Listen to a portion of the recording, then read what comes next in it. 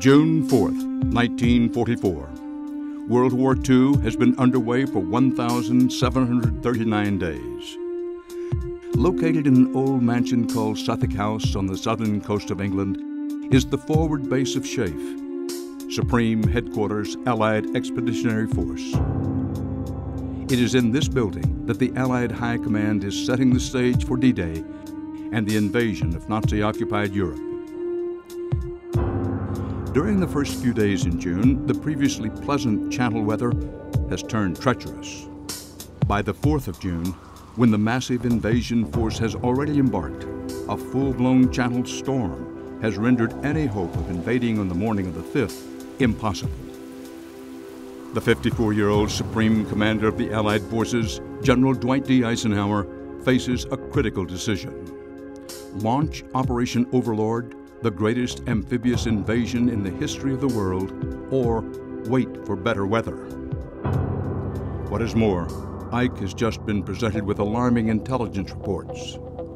Top-secret ultra-intelligence has detected movement of the German 91st Division right into the middle of the 82nd Airborne Division's planned drop zone.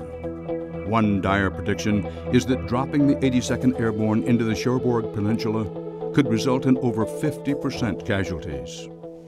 Early on the morning of June 4th, I came from my camp about a mile from here, came into this room. And Captain Stagg, who was the chief meteorologist for the Allied forces, he made the presentations. That morning, the stars were out, it looked beautiful, and he gave us the worst report you ever saw. And he talked about gales hitting the Normandy beaches, and winds up to, the rate of 45 miles an hour, that kind of thing. Landing would be impossible. So I just said, all right, we have to postpone. So we postponed for 24 hours.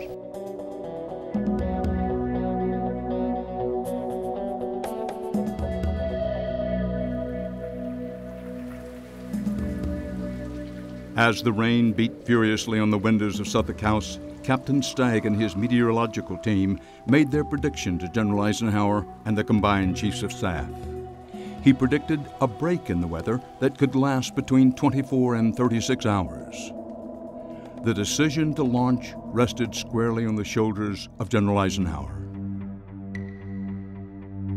Over 5,400 assault crafts with 156,000 men were at sea.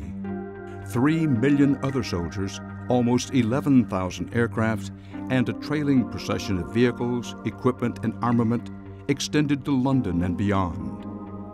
The option Ike favored would determine the war's outcome. The Allied High Command gathered again in Suffolk House. General Eisenhower went around the room asking opinions. There was no outright consensus. Ike finally turned to General Montgomery. "Do you see any reason for not going Tuesday?" Monty gave his answer. "I would say go." That evening, as General Eisenhower sat alone in his personal trailer, one of the 20th century's most consequential decisions tormented the Supreme Commander. Final approval would come after Ike fitfully slept for a few hours.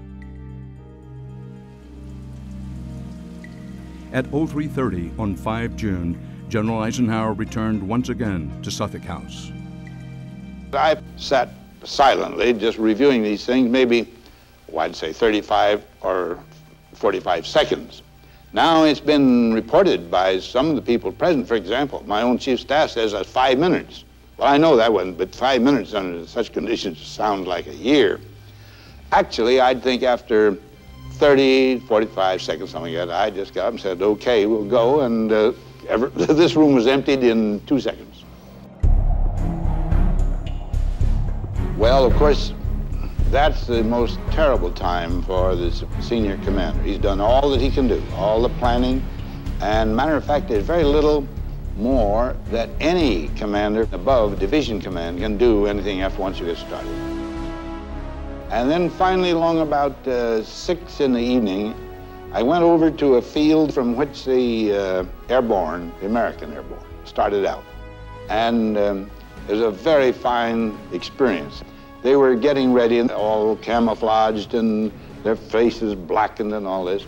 And there they saw me, and of course they'd recognize me. And they said, "Now quit worrying, General. We'll take care of this thing for you." And that kind of things was a good feeling. As they started off, I watched them out of sight. This is the last alerting announcement from Supreme Headquarters, Allied Expeditionary Force, General Dwight D. Eisenhower. Soldiers, sailors, and airmen of the Allied Expeditionary Force, you are about to embark upon the great crusade toward which we have striven these many months. The eyes of the world are upon you. The hopes and prayers of liberty-loving people everywhere march with you.